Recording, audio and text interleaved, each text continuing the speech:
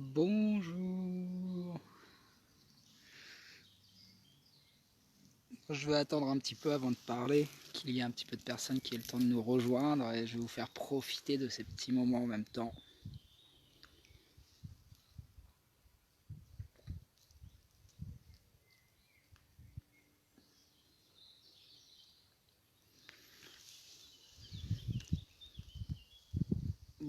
Pour notre petit rendez-vous, je vous ai donné, voilà, rendez-vous dans mon jardin, la forêt, qui est vraiment à 2 pas de chez moi. Et j'espère bien en profiter un petit peu quand même. Bonjour Mathilde, bonjour Olivier, bonjour Patricia. Alors silencieux, je connais pas ton prénom mais bonjour aussi. On se connaît sur Facebook virtuellement mais on s'est jamais vraiment trop parlé. Voilà, bienvenue, merci d'être là. J'espère que tout le monde va bien. Là je vois vos commentaires, normalement je vais pouvoir vous répondre si on interagit ensemble. Avec Waze, c'est quoi ça Olivier?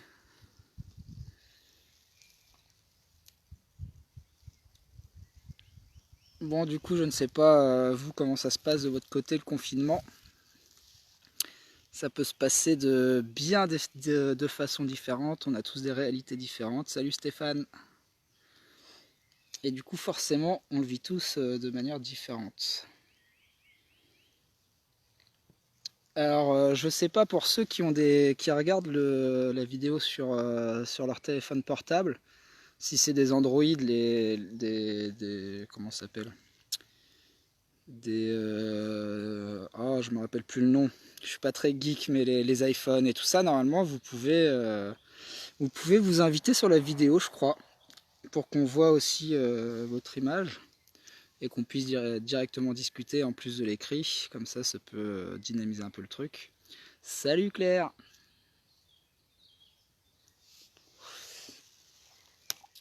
Du coup, moi, je vais pas forcément préparer quelque chose, hein, j'ai pas forcément beaucoup de choses à vous dire. Forcément, je vis le confinement comme vous. Après, moi, je peux vous dire un petit peu, comme je vous disais, on a tous des réalités différentes, du coup, tous des manières de le vivre différemment. Et, euh, et du coup, je suis où? Je suis dans une toute petite forêt à côté de chez moi, au bout de ma rue. Stéphane, ça se passe bien. Bah, dis-moi, Stéphane, est-ce que Bonjour Nicolas Altermat. Est-ce que ça se passe bien pour toi, Stéphane? Tu es dans quelle réalité, toi? Tu travailles, par exemple? Ou est-ce que tu es confiné chez toi et tu télétravailles? Ou comment ça se passe? On peut peut-être commencer par là. Je crois que selon si on travaille ou on ne travaille pas, déjà, c'est deux réalités différentes. Et oh la chance, bah, je vous en fais profiter, Claire, comme ça. Et comment dire? Déjà, ça joue pas mal sur comment on va vivre le confinement, je pense. Et le fait de télétravailler ou pas, quand on reste chez nous, si on télétravaille aussi, on n'investit pas notre temps de la même manière, forcément, parce qu'à côté, peut-être qu'on a aussi des enfants à gérer. D'accord, tu télétravailles.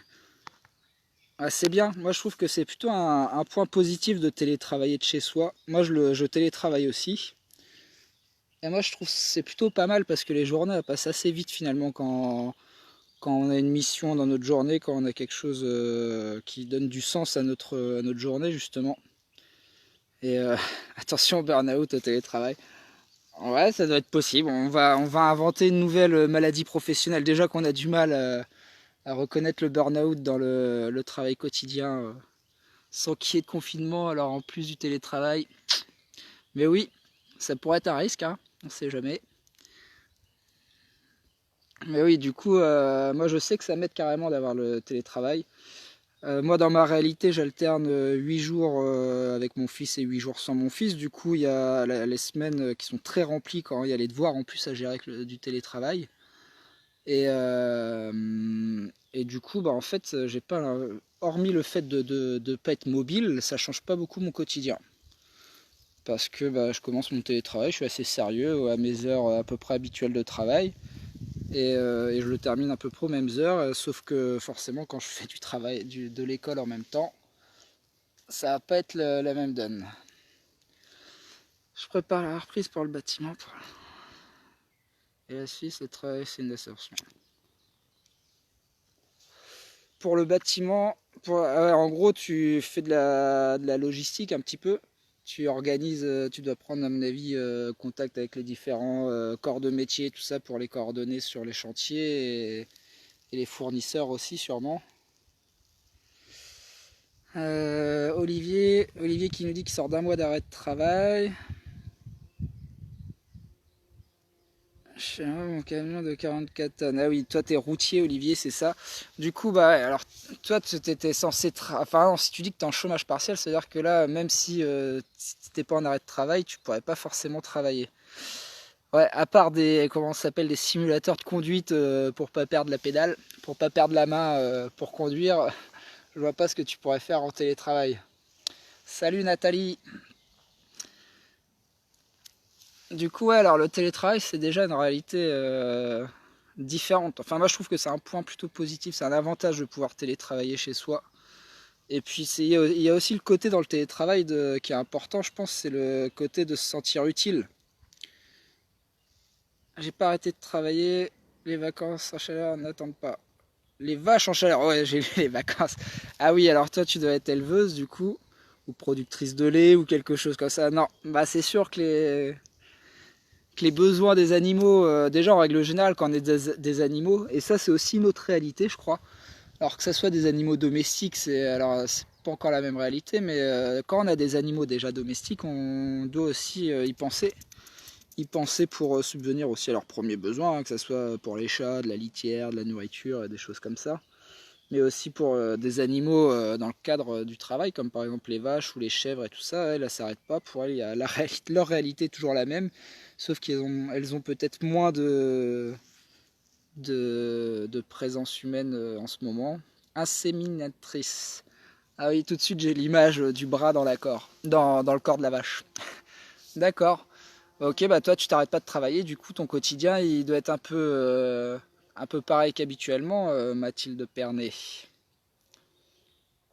On trouve des masques. La valorisation du travail. Ben oui, mais le travail,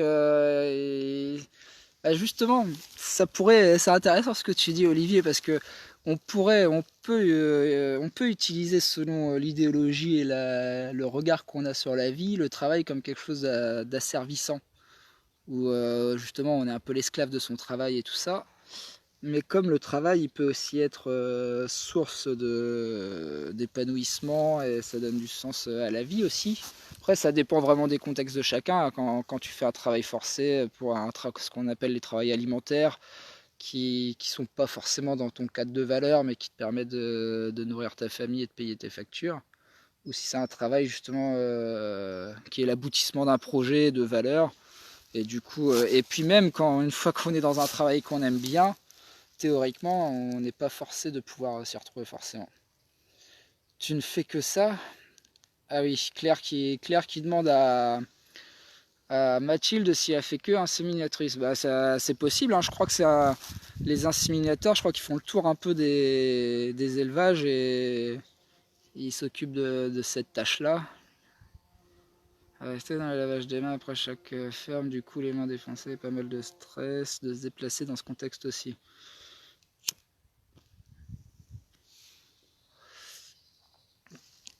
Ouais, d'accord, oui, bah d'accord, elle a fait ça, mais c'est vrai, du coup, je rebondis sur ce qu'elle dit Mathilde, quand, quand on est obligé de continuer à travailler et que ça change rien, en fait, le fait qu'il y ait le confinement et tout ça, bah en fait, c'est pas que ça change rien, il y a quand même je pense, tout ce qui change au quotidien sur la manière de se déplacer, la petite pression de la police qui vient te contrôler si tu as ton attestation et tout ça. On est quand même dans une ambiance générale assez particulière, hein. Ah, Claire, elle se pose des questions, mais ça fait combien de vaches par jour que t'insémines? Mais d'ailleurs, c'est bizarre, ça se fait plus de mettre des taureaux dans les champs, lâcher un taureau dans un champ pour qu'il fasse ça de manière naturelle, les, les bovins?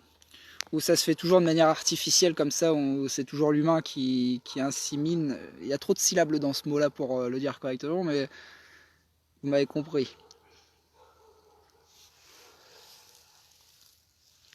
Je vais vous faire un petit tour de où je suis en fait. J'ai jamais trop été dans ce coin-là. Là, il y a un bel arbre juste en face là. C'est un petit coin de forêt qui est entre 2-3 champs. Je découvre, j'étais venu une fois ici avec mon fils, mais j'avais pas été aussi loin. Du coup, là aujourd'hui, j'en ai profité. Alors, le télétravail déshumanise. Le taf, la gestion d'équipe à distance, c'est beaucoup moins facile. Le manque de contact. Ah bah oui, et puis c'est bien, ouais, t'as raison Stéphane, parce que justement, je trouve que même dans la vie de tous les jours, déjà, de vivre le confinement, ça réduit considérablement nos relations sociales et les contacts humains qu'on peut avoir. Et on vit tous un peu cette déshumanisation. Et je pense que c'est aussi ce qui est compliqué hein, moralement pour les personnes d'avoir pas trop de contact avec les autres. Et, euh, et on connaît déjà un petit peu ça, je crois, Stéphane. Alors Stéphane, là, toi, t'as pas l'habitude de travailler en télétravail, mais tu sais, toutes les plateformes téléphoniques, les services après-vente et tout ça, on a déjà affaire à des gens, à des services déshumanisés depuis un certain temps. Et c'est vrai que là, ça accentue justement ça. Et d'ailleurs, on pourrait se dire que c'était déjà une tendance avant qu'on parle du virus et tout ça, une tendance à déshumaniser. On était un peu dans ce processus-là, dans cette dynamique-là dans la société, à déshumaniser un petit peu tout, que ce soit justement le contact humain à travers des services comme les plateformes téléphoniques et tout ça, mais aussi là avec les réflexions qu'il y a autour de la santé, avec les téléconsultations pour les médecins et les personnes âgées par exemple, ou aussi là, les antennes CAF où tu vas dans un local et tu parles avec un écran et un scanner pour donner tes documents et tout ça. On est déjà dans la déshumanisation des services et tout ça. Voilà, je lis juste le commentaire d'entre Mathilde et Claire. Bon, ça dépend en hiver, je peux aller jusqu'à 40-50 par jour. Hein, encore, mais moins souvent. On n'a plus de choses génétiques et c'est moins risqué. Ok, car un télétravail, quand on a une bonne connexion internet, ça limite.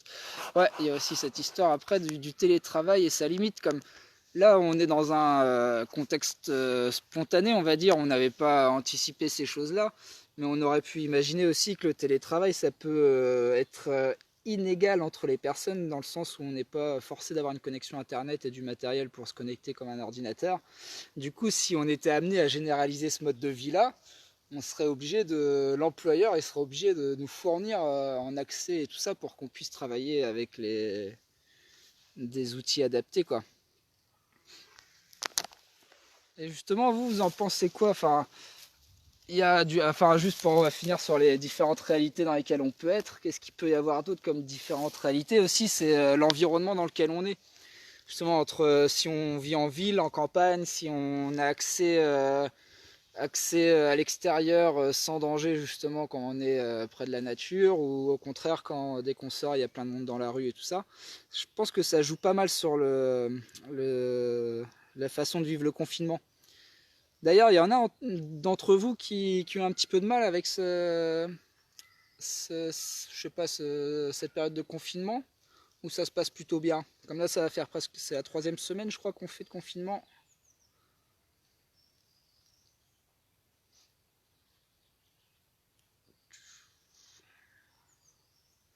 J'arrête de parler un petit peu de temps en temps parce qu'après, j'ai plus de salive. Sinon, vous faites quoi? Un des objectifs aussi de ce direct, c'était d'essayer de voir les différentes pistes qu'on pouvait se donner mutuellement, des idées de ce que font les autres pour occuper leur temps. Et, voilà. Du coup, savoir si vous pouvez mettre un petit peu si vous avez par exemple développé de nouvelles activités que soit que vous connaissiez pas du tout, soit que vous aviez envie de faire depuis longtemps mais que vous aviez jamais entrepris. Est-ce qu'il y a des choses que vous avez découvert pendant cette période-là? Est-ce que vous avez réussi à mettre à profit cette période justement d'enfermement?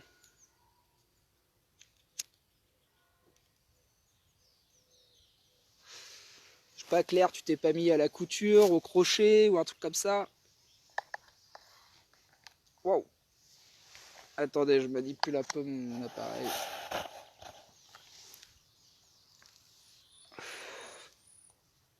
Ouais, en fait, je voyais plus vos messages, excusez-moi. Alors, ça fait... voilà. Entre ville et campagne, ça me faisait rire ce matin entendre les oiseaux en liberté et nous confinés. J'avais l'impression d'être l'animal dans le zoo. Ouais, on a vu des publications aussi comme ça, humoristiques sur le confinement. Faut que je te rencontre. Alors Claire s'est trouvé une nouvelle passion pour... Salut Nathalie, là je vois que tu... Ah, le télétravail avec l'épouse, c'est pas simple. Vous vous donnez des coups de fil. Ah, excusez-moi, en fait, je voyais pas les commentaires qui défilaient. Moi, je pense que la vie nous a offert une belle opportunité de prendre réellement du temps pour nous. Ouais, moi, je sais pas si c'est la vie de manière consciente qui nous a donné cette opportunité de nous retrouver, mais en tout cas, ce que je trouve intéressant, c'est que, en fait, on vive de manière collective. Enfin, on sait qu'il y a une majorité de personnes qui justement vont être confrontées à cette expérience du confinement. Alors c'est pas sûr que tout le monde puisse vivre le même retour à soi, parce que quand tu es entouré de 4 enfants, d'un mari ou d'une femme, et tu dois gérer tes animaux par exemple, je suis pas sûr que tu arrives à vivre ce retour à toi. Mais en tout cas, ça peut être quelque chose qui peut être mis à profit en tout cas. On peut justement, bah forcément là on est sur le groupe Veille spirituelle, méditation et bien-être. La méditation, le yoga, moi je sais que ça fait assez longtemps que j'avais pas médité, et là depuis le confinement j'ai déjà médité 2-3 fois. J'étais content de ce que ça m'a apporté, et là aujourd'hui j'ai médité aussi. Et du coup, bah voilà, ça, je sais pas si c'est du fait qu'on soit en confinement et que j'ai plus de temps pour moi. Du coup, voilà. Moi qui pensais pouvoir faire plus de Reiki et plus de pendule. Du coup, tu n'y arrives pas, toi, Stéphane. En fait, c'est ça l'avantage d'être tout seul aussi. Moi, j'ai cet avantage-là aussi où là, par exemple, je vais être tout seul pendant 7 jours. Bah là, forcément, ton temps, il est beaucoup moins partagé enfin, et ton attention est beaucoup moins partagée sur d'autres choses, tu vois, sur quelqu'un qui happe ton attention ou des choses comme ça.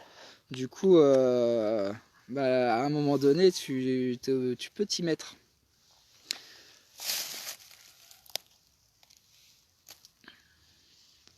Ouais, alors ça, c'est bah forcément, on a tous un peu ce discours-là. Enfin, pas tous. Non, on a on peut entendre différentes choses, on a tous différentes hypothèses, mais on espère tous justement, ouais, une prise de conscience collective, que ça soit sur les relations aux autres. Ah bah attendez, que ça soit sur les relations aux autres, que ça soit sur nos modes de consommation, sur nos moyens de subvenir à nous-mêmes. Moi là, je suis un peu dégoûté de pas pouvoir de pas avoir mon potager là, par exemple. Ou là, avec le potager, déjà, il y a certaines questions qui se posent un petit peu moins. Il y a le fait de pouvoir retoucher, enfin, de revenir vers des valeurs un peu de solidarité, et de solidarité à proximité de nous. Où là, géographiquement, on a forcément, enfin, je sais pas si ça se passe partout comme ça, mais en tout cas, moi, dans ce que j'observe et ce que j'ai vu, on va plus facilement parler avec les gens qu'on rencontre dans la rue, ou ceux qui habitent juste à côté de chez nous, en fait. Et on s'entraide surtout, on essaye de se tenir au courant quand on va faire des courses, quand on va faire des choses comme ça, justement. Ça serait bien. Ça serait bien, hein, franchement, si on revenait vers des valeurs plus positives comme ça. Revenir vers des essentiels. Et, ouais. Là, ce que ça...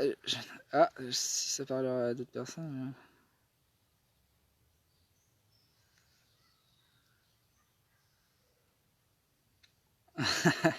Claire, elle a toujours le petit mot pour faire rire. Et Nathalie, du coup, je viens de lire ton message. Ouais, certains, ouais, ouais, alors il y a plusieurs choses, on peut rebondir sur plusieurs choses là sur ce que vous dites. Je vais rebondir d'abord sur ce qu'elle dit Nathalie, et puis aussi du coup finalement, enfin voilà, ça parlera d'autres, mais j'ai l'impression que les choses se mettent en place toutes seules autour de nous. Mais en fait, ça rejoint justement un truc que j'allais dire là, c'est que le fait qu'on ait cette sensation-là, je pense qu'en réalité, c'est qu'on avant le confinement, on était dans des choses faciles. C'est-à-dire on va dans le supermarché facilement, on allume la télé facilement pour s'informer, on a accès aux choses facilement. Et du coup, là, on redevient un petit peu acteur, justement, parce que les paramètres, ils changent, et du coup, on perd nos repères, et on va devoir, justement, être acteur pour retrouver des habitudes, retrouver des ressources, retrouver des lieux de ravitaillement et tout ça. Et du coup, le fait d'être acteur, tu as tout ce qui gravite autour de nous, tous les électrons, toutes les personnes, tout le monde agit dans sa logique d'acteur. Et du coup, sa logique d'acteur, quand tu es infirmier ou quand tu es je sais pas quoi, quand tu travailles dans le bâtiment et tu as accès à des masques, tu vas te dire, moi, qu'est-ce que je peux faire dans cette période-là? Ta logique d'acteur, ça va être de faire un don de masque je sais pas, les pattes d'à côté ou aux soignants. Si tu es routier, je sais pas, moi, tu vas mettre à compétence tes sorties ou tes choses comme ça pour dépanner tes voisins. Enfin, la logique d'acteur, justement, nous perd. Je trouve que ça rejoint ça, on peut avoir la sensation que tout se met en place, qu'en fait, c'est comme je vois pas mal de gens et c'est très bien, tu as justement des personnes les médics de Rouen par exemple, qui ont mis des maraudes en place, des choses comme ça. On a tous, on doit tous se poser cette question-là à un moment donné, parce que le fait de se retrouver chez soi par exemple, on on perd nos repères habituels, le sens de notre vie quotidienne, du coup on n'a pas de sens et on se repose tous cette question-là. Mais enfin, cette question-là, je suis pas sûr qu'on se la pose tous, mais à un moment donné, on peut se demander à quoi je peux être utile, quel sens je peux donner aux choses. Et puis après, voilà. Qu'est-ce que...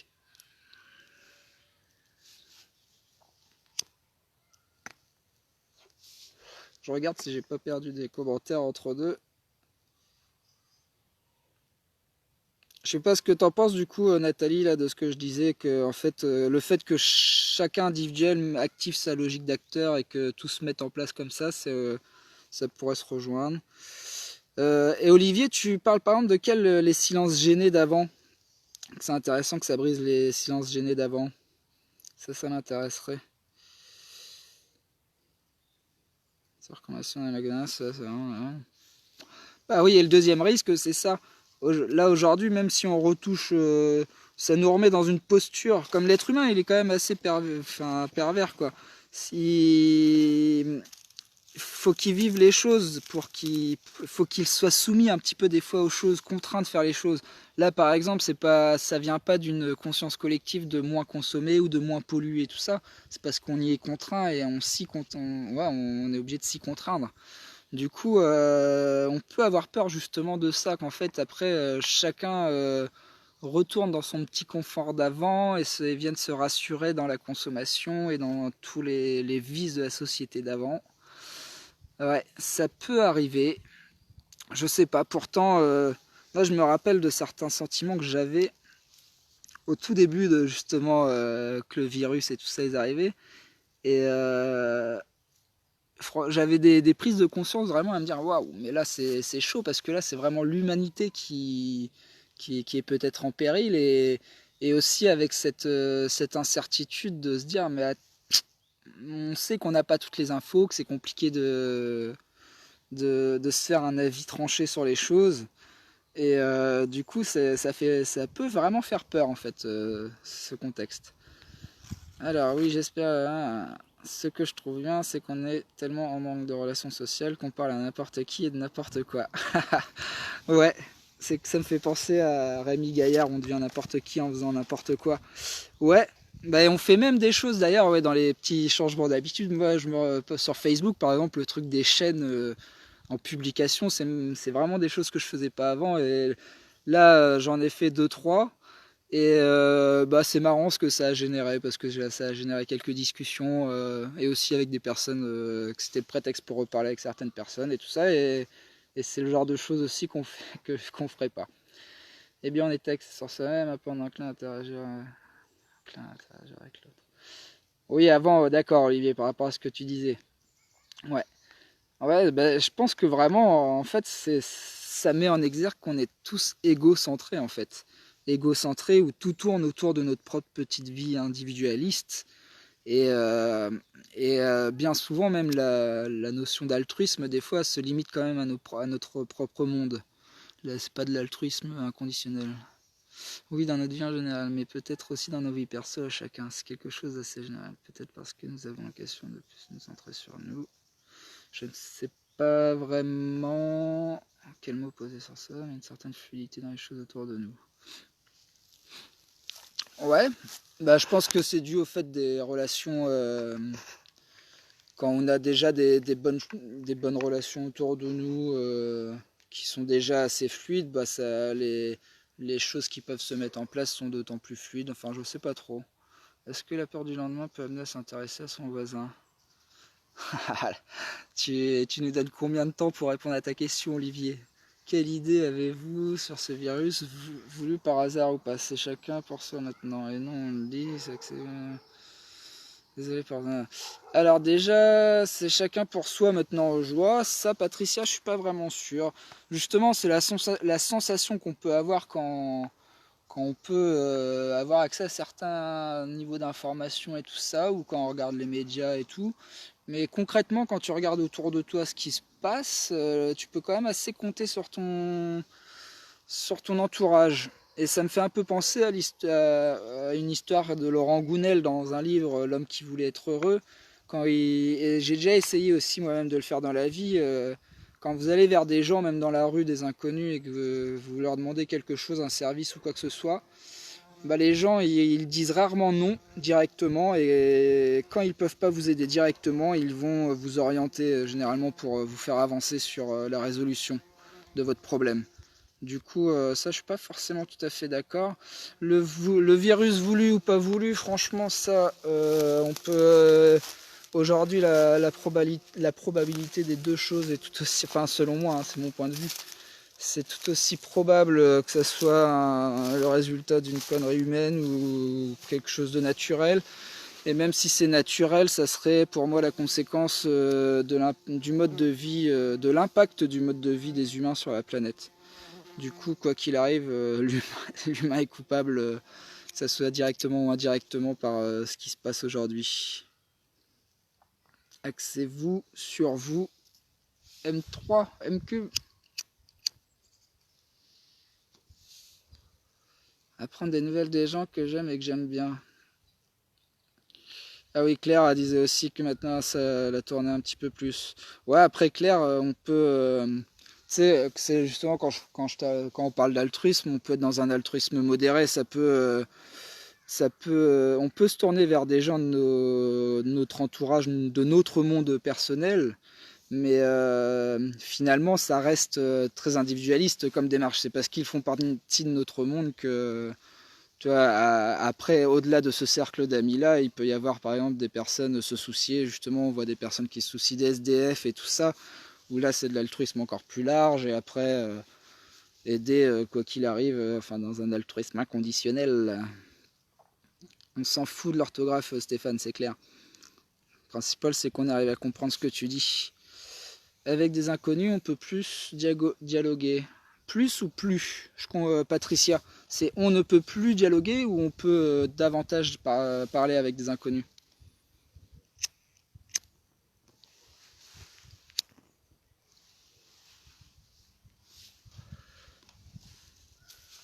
Oh, c'est embêtant les commentaires.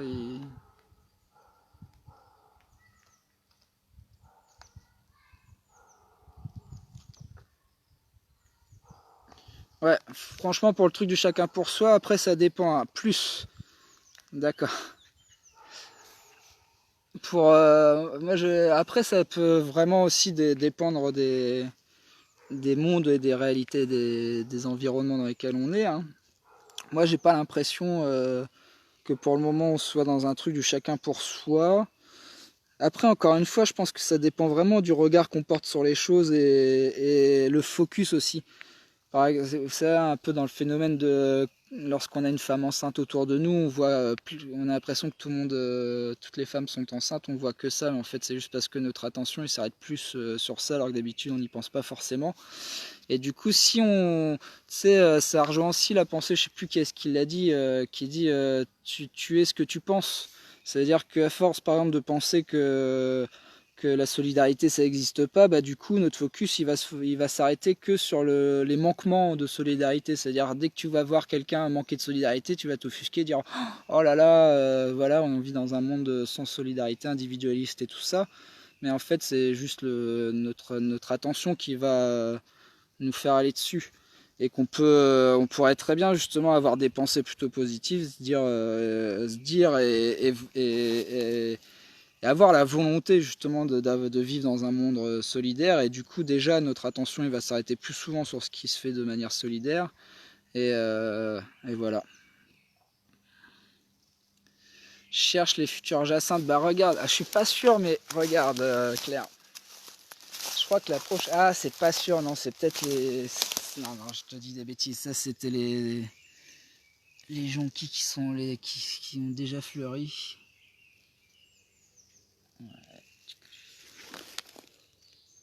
Ah non, c'est joli ici en fait, il y a plein de petites fleurs. Je marche pas trop partout parce que c'est des tapis de fleurs blanches partout. Tac. Excusez-moi, des fois je fais des petits commentaires, des petits bruitages. Ouais, je sais pas si après au niveau du son ça va le faire. Sinon, attendez, je me disais aussi, qu'est-ce que je pourrais... Ah ouais, un truc, comme je pensais vite fait tout à l'heure, j'ai pas préparé forcément cet entretien avec vous, mais par contre je pensais à des trucs, et je me disais que un truc que ça change aussi cette période de confinement, c'est notre rapport à la notion du temps. Et que dans plusieurs domaines, hein, par exemple habituellement là, pour celui qui est chez lui tout le temps et qui est vraiment non, l'odeur là, oui je te ferai un petit descriptif tout à l'heure de mes sensations olfactives, Claire. Mais sinon oui, le rapport au temps, là où aujourd'hui on peut par exemple entreprendre des activités qu'on n'a pas trop envie de faire habituellement, qui nous démotivent d'habitude pour les mettre en œuvre. Et aujourd'hui, on se met à faire des choses qu'on fait pas forcément, et ça dépend les domaines, hein. Ça peut être ceux qui dessinent, qui se lancent dans un projet, un tableau d'envergure plus grand que d'habitude, ou moi, j'en sais rien, j'ai nettoyé des endroits chez moi que j'avais jamais nettoyé par flemme de bouger ça ou de faire ça, enfin, faire des choses comme ça. Et quand je pensais à ça, du coup, forcément, à chaque fois, j'ai mes petits fils de pensée. Je pensais à une notion qui nous dit Eckhart Tolle dans son livre Le pouvoir du moment présent. Le fait il distingue les différents temps. Le temps psychologique, ça c'est le temps mental justement. Quand on se projette justement à se dire ah non là j'ai pas envie de faire ça parce que ça sous-entend de soulever ça, de faire ci, de sortir ça, nanana, et du coup tu te charges psychologiquement ton temps, tu as l'impression que ça va être quelque chose de très dur, et le temps horloge qui est le temps à la montre justement, qui est le temps comme ça. Et par exemple c'est comme ça qu'on peut expliquer que des fois pour un même laps de temps, le temps peut paraître très rapide. Par exemple lorsqu'on n'a pas envie que quelque chose arrive, bah justement là, le temps il a tendance à s'accélérer, alors que quand on a envie que quelque chose arrive, bah, alors qu'on attend le même temps, bah, le temps il paraît très long. Du coup la différence entre le temps psychologique, le temps mental et le temps horloge. Et du coup, là, on peut voir justement qu'on investit ce temps horloge d'une autre manière. Du coup, il s'allège un petit peu le temps horloge. Non, le temps psychologique. Parce qu'on a notre temps, il est moins limité, on a plus le temps et tout ça. Du coup, ça facilite en tout cas la mise en action dans certaines choses. Bon, excusez-moi, je reprends ma respiration. L'odeur des sous. Je m'étais arrêté là. J'ai tendance à dire ne jamais espérer un être humain, tout n'est pas noir. Non, mais l'être humain, pour moi, il détient tout. Et je suis un peu dans la philosophie des deux loups. On a le loup méchant, le loup gentil. Et il suffit de pas trop nourrir le loup méchant pour pas qu'il prenne trop d'importance. Je me pose une question. Pensez-vous que nous reprendrons notre taf comme avant pas sur les humains? J'espère que changer ça plus compliqué pour la Terre. Comment ça, nous reprendrons notre taf comme avant? Tu veux dire le travail qu'on fait sur les humains quand on donne par exemple un éducateur ou un soignant ou une personne qui fait du soin énergétique ou quoi que ce soit, les personnes qui travaillent sur l'humain dans ce sens-là? Ça c'est plus compliqué pour la Terre. Stéphane, moi je voudrais que tu me précises le fond de ta pensée pour que je... Enfin, si tu veux, je te donne mon avis. On vit avec le lever et le coucher du soleil. Ouais, et puis on vit aussi à d'autres repères là qu'on peut se mettre justement. Le confinement, ça nous a perturbé aussi parce ça a créé un désordre dans nos repères, ça a créé des choses inhabituelles. Et on est tous passés, je pense, dans ce processus de se recréer un quotidien, de se recréer des repères, des habitudes, un rituel et tout ça. Et on retrouve un équilibre au bout d'un moment. Du coup, on a un passage d'inconfort et à un moment donné, l'équilibre il revient plus ou moins, quoi. Je crois que l'être humain, d'ailleurs, c'est pour ça qu'il s'adapte bien. Quels que soient les paramètres qu'il va traverser, il va finir toujours par remettre de l'ordre pour se rassurer. Comme ça, après, il y en a qui arrivent à vivre dans un désordre aussi. Après, il faut... Prendre du temps pour soi, oui, dessin, j'allais dire. Oui, par exemple, le dessin. Qu'on soit fort ou pas fort, hein, d'ailleurs, en dessin. Le dessin, je trouve, moi, je dessine très mal, mais ça peut m'arriver de bloquer une demi-heure. Au début, je commence par 2-3 coups de crayon quand je suis au téléphone de manière inconsciente, et après, ça se poursuit pendant une demi-heure. Ça donne rien, je l'expose pas, mais ça finit souvent à la poubelle. Je sais pas à quoi ça sert précisément, faudra analyser. Oh, j'ai une bestiole qui vole autour de moi, j'aime pas ça. Je vais pas trop bouger.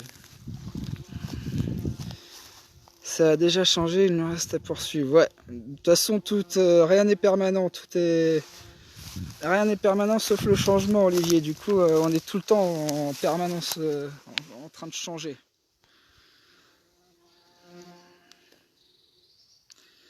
Enfin, comment allons-nous réagir après cette distanciation sociale? Allons-nous garder cette crainte de nous approcher les uns des autres? Comment vont réagir la majorité des gens? Ah ouais, c'est intéressant ça de se projeter sur ce genre de choses, de savoir je vais m'organiser comme un pied parce que je n'ai pas assez de temps dans une journée pour faire ce que je voudrais faire. Même pas le temps pour du ménage. Ouais, mais clair, en même temps, si ça dépend, ça dépend. Bah justement, ça aussi, c'est un truc à laquelle je pensais tout à l'heure. Ça dépend vraiment de notre posture, tu vois. Qu'on a et notre posture et les paramètres qu'on a dans notre vie, quoi. Si on a déjà, si on travaille et tout ça, qu'on a plein de choses à faire dans la journée, forcément, on n'a pas trop l'impression d'avoir tant de temps pour soi finalement. Alors que quand on télétravaille pas et qu'on est chez soi vraiment confiné dans nos quatre murs, là c'est sûr que on pourrait faire plein de choses comme on pourrait s'ennuyer beaucoup d'ailleurs. Équilibre des forces, loup gris, loup noir. Loup gris, loup blanc, loup noir, oui. Ça me rappelle l'histoire des dragons sous le château. Ah, je connais pas cette histoire, Olivier. Mais tu as toujours une culture. C'est pour ça que j'aime bien quand tu me réponds, tu m'apprends des choses, que ce soit dans la peinture ou autre. La pression faite au taf après le confinement ne sera peut-être plus supportée car les gens auront trouvé un équilibre, je l'espère. Ah oui, bah peut-être qu'on peut assister à ça aussi à un moment donné, mais il faudrait qu'on vive peut-être plus longtemps de temps de confinement. Et du coup, pour revenir sur ce que tu disais, c'est pas grave, Johanna, merci d'être passée. Et du coup, par rapport à la distanciation sociale, les réactions qu'on aura après, ça dépendra aussi, je pense, du temps de confinement qu'on aura vécu. Et nous, je pense pas qu'on ait vécu en France le même confinement qu'ils ont pu vivre en Chine ou en Italie. Parce que déjà, nous, on a mis un peu de temps à se confiner. Du coup, je sais pas si on va être confiné le même temps, autant avec un durcissement du confinement. Comme là, on va plus tendre à rester dans les mêmes règles. Enfin, j'ai l'impression, hein, j'en sais rien. Mais dans les mêmes règles et justement partir sur un déconfinement à partir d'après la mi-avril. Du coup, on va peut-être pas le vivre de la même manière que les autres. Je ne sais pas. Salut. Et après, peut-être, comme tu dis Stéphane, au taf, je sais pas comment ça peut se passer. Déjà, peut-être que même vous savez, dans nos normes sociales, aujourd'hui, le serrage de main, la bise, c'est tout à fait une convention sociale, hein, c'est pas quelque chose de naturel, c'est quelque chose on s'est tous mis d'accord, enfin, qui s'est transmis comme ça, et c'est un code qu'on reconnaît tous. Mais peut-être que ça peut disparaître de nos normes sociales, la bise et le serrage de main. Pour 6 semaines, après ou 10. Peut-être Stéphane, je sais pas. Bah, étant donné que nous on a un petit peu des quiches en termes de logistique et d'approvisionnement de masques, de tests et tout ça, t'as peut-être raison, ça va peut-être durer. On va voir. Mais ouais, ça serait drôle en tout cas de voir. Enfin, drôle, non. Ce sera intéressant d'analyser après coup ce que ça a changé dans nos normes et codes sociaux. Déjà, ça va prendre du boulot qu'on fait. C'est-à-dire, Claire, je comprends pas.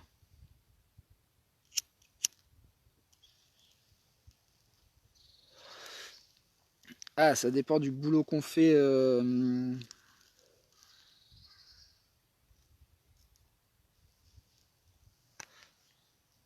Bon, explique, dis-moi en plus parce que là j'ai décroché sur ce que tu me dis en fait. Du coup, ouais, on verra. Comme après, on aurait pu imaginer se dire, ça se trouve, tous les ans, on va devoir vivre 1 ou 2 mois confinés parce qu'il y aura une période coronavirus comme. Enfin, peut-être pas toute notre vie parce qu'ils vont forcément trouver des vaccins ou des trucs comme ça. Ouais. Bah, même la bise, hein. Parce que la bise, moi je sais que dans le cadre professionnel, par exemple, quand tu travailles en institution et que tu arrives le matin, qu'il y a 10 personnes. Du coup, moi je trouvais pas mal de. Enfin, déjà, tu sais, quand t'arrives, tu vas dire bonjour, tu serres la main, tu fais la bise à tout le monde. Et le jour où tu vas être malade, tu vas dire ah non, je suis malade, je te fais pas la bise. Ben, rien que le fait de dire ça, déjà, ça sous-entend qu'en temps normal, on est d'accord pour échanger des poustillons, des effluves et tout ça corporel, quoi. Et que déjà, ça met ça à jour, on n'a pas forcément conscience. C'est pas des choses comme la bise maintenant, cela va de soi, et c'est des choses. Et puis c'est pas, en même temps, je crois que ça fait partie des choses qui sont naturelles dans la relation à l'homme et aux êtres, quoi. Et puis, du coup, on va tous revenir à peut-être à se taper les pieds, au lieu de se serrer la main et de se faire la bise. Bon, on va voir. On peut faire un pari là-dessus, du coup, sur le serrage de main et la bise. Et après, peut-être qu'on aura des périodes de confinement aussi. Ça se trouve, ils vont nous faire 2 mois de confinement par an et on va devoir travailler. Il y aura plus de vacances, il y aura enfin plus de vacances d'été pour rattraper le temps perdu. Même s'il n'y a pas rien vraiment de perdu, on est d'accord, hein. Bon, là, je regarde vite fait si j'avais d'autres choses à vous dire, mais je crois que mon heure de sortie elle va être passée après. Ouais, après, on aurait pu parler, je sais pas, des émotions aussi, des expériences qu'on peut faire, comme j'ai vu forcément sur les publications et tout ça, de Facebook sur les différents groupes. On peut voir le côté aussi des expériences. Il y en a qui profitent de cette période-là pour faire des jeunes. Et qui dit des horreurs claires. Et, ah oui, par rapport aux 2 mois de confinement et tout ça. Bon, sinon, il y a des personnes qui se lancent dans des jeunes. Du coup, ça peut être des expérimentations, même bien que moi, avant de me lancer là-dedans, je me renseignerais bien avant pour pas faire de bêtises. Il y en a qui se lancent justement dans des moments de retraite de silence chez eux, qui font des retraites de méditation, il y en a qui font du yoga. Après, il y a plein de supports sur soit les différents groupes autour du bien et de la spiritualité et tout ça, ou même sur YouTube. Vous pouvez trouver des profs qui proposent, ça y en a à l'appel.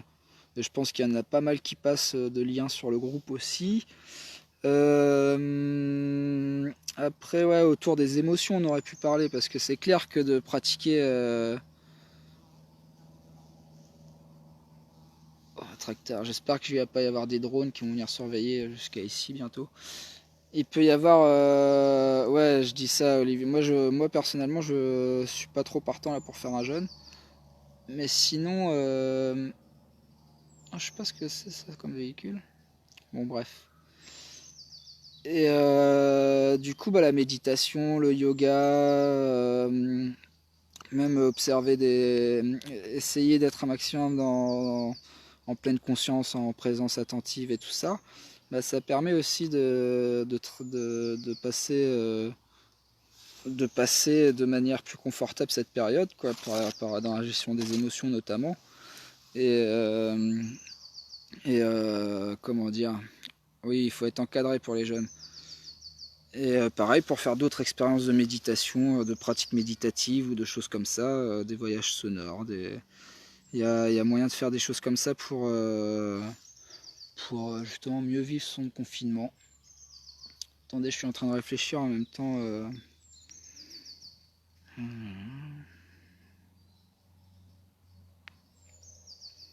Ouais, après il y a je sais pas s'il y en a qui vivent justement des gros moments d'ennui ou de choses comme ça. Apparemment, non, justement, on manque plus de temps qu'autre chose. Après, aller dehors, ça peut être bien aussi, le contact avec la nature. Et ouais, la raison aussi. Moi, il y a des petites choses qui m'aident souvent soit quand un mauvais état d'esprit s'installe ou quand je sens une mauvaise énergie en moi ou quoi que ce soit.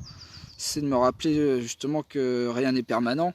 Une émotion, elle est tout le temps de passage, elle est éphémère et qu'il y a toujours ce lien étroit entre l'émotion et le mental, où si le mental il commence à alimenter l'émotion, bah forcément on la fait vivre dans son corps et on l'alimente. Du coup, bah, la méditation dans ce cas-là peut nous aider en centrant notre attention sur notre respiration, sur nos perceptions, nos ressentis corporels et de ça, essayer de ralentir son dialogue intérieur.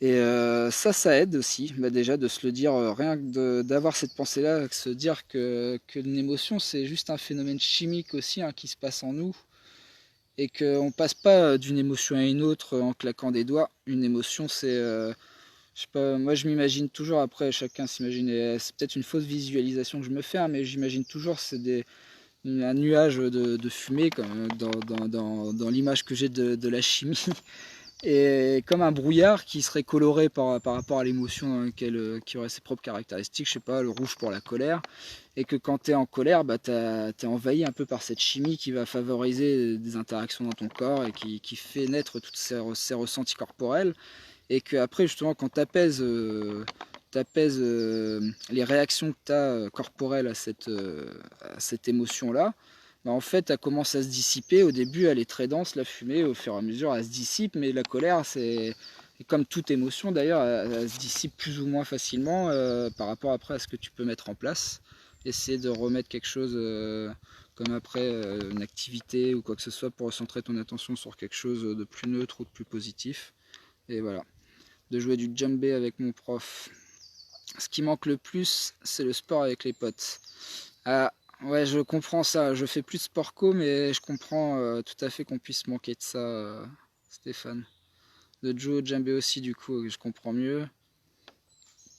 Ouais, bah les activités, bah là vous mettez en évidence tout ce qui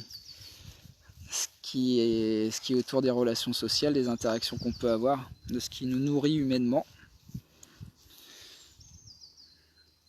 Bon, attendez, moi je voudrais tac, retourner le truc. Ouais, on peut faire des... J'ai pris ma perche, comme ça je peux me mettre loin.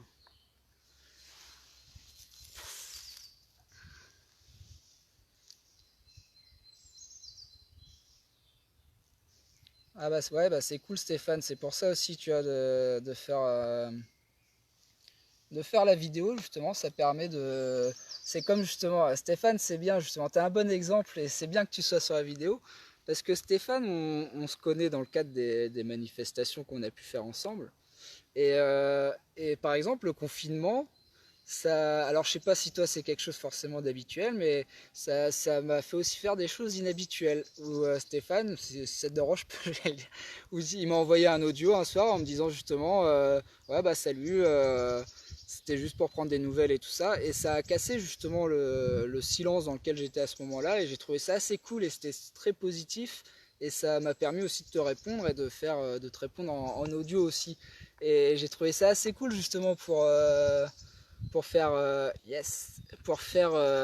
pour interagir et que ça nous donne aussi l'expérience d'une nouvelle dimension d'interaction entre les humains.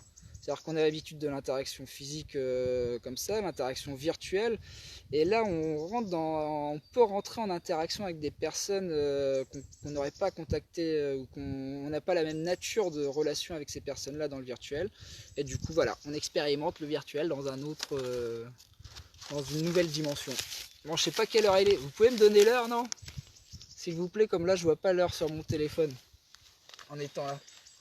Du coup, on va finir. Ça s'est rafraîchi un petit peu en Normandie. Hein. Du coup, Olivier, je me rappelle plus, tu as le même... Et ouais, Olivier, je vais changer ça. Comme justement, j'étais en train de me dire que ça se rafraîchit. Tu viens d'où, Olivier? Toi, t'es de quelle région? Je me rappelle plus. Il me semble que t'es pas si loin. Attendez, je vous remets un peu de nature. Wow.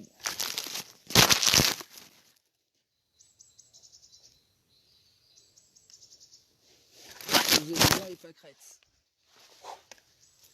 Ah, je voulais faire des photos, il y a quelques photos à prendre là encore, mais je vais partir. Ça aurait pu être une photo que j'aurais prise là, ce bâton là.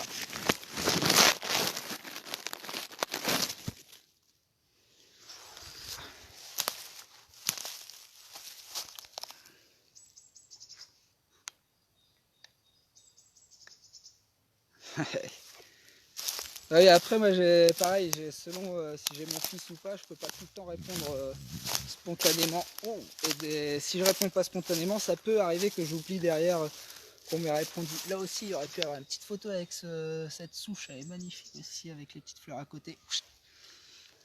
C'est loin, 18h20. Ok, bah 18h20, je vais être dans mon heure. Si je veux pas être hors la loi, il va falloir que je range, je suis dans mon heure de balade. Qu'est-ce qui est loin, Claire? Attends, j'ai peut-être loupé un... Ah oui, merci. Oh oui, j'ai vu tous les... On a le même crâne dégagé, ça j'ai vu, c'est bon. Ouais, je crois que j'ai commencé à 17h30, ouais, c'est ça, du coup, une heure. On est dedans. Regardez la petite vue, là, on est bien. J'ai fait un petit peu d'escalade pour venir jusqu'ici. C'est super beau, alors que juste à côté, c'est un champ, en fait. Pas un champ à vache, mais... Par contre, voilà. Bon, bah, en tout cas, je sais pas si... Ouais, bah je vais vous laisser, on se dit, on peut se retenter un truc comme ça la prochaine fois. Et ça serait cool la prochaine fois qu'il y ait quelqu'un qui partage son écran, qui monte sa face aussi, ou n'importe quoi, il n'est pas obligé de montrer sa tête, mais qu'on l'entende parler avec moi. Comme ça peut être plus dynamique. Comme là, j'ai parlé beaucoup et j'ai plus envie de parler. C'est fini. En tout cas, bah merci d'être venu. Je vois plus vos commentaires, je sais pas si ça réagit, mais merci d'avoir partagé ce petit moment avec moi, c'était cool. Et bah à bientôt. Merci. Merci Claire, merci Stéphane, merci Olivier. Il y avait les autres aussi qui sont passés tout à l'heure. Merci Nathalie d'être venue. Il y avait aussi Patricia tout à l'heure qui était là. Il y a Johanna qui est passée. Il y avait ma mère aussi qui est passée. Allez, salut, à bientôt.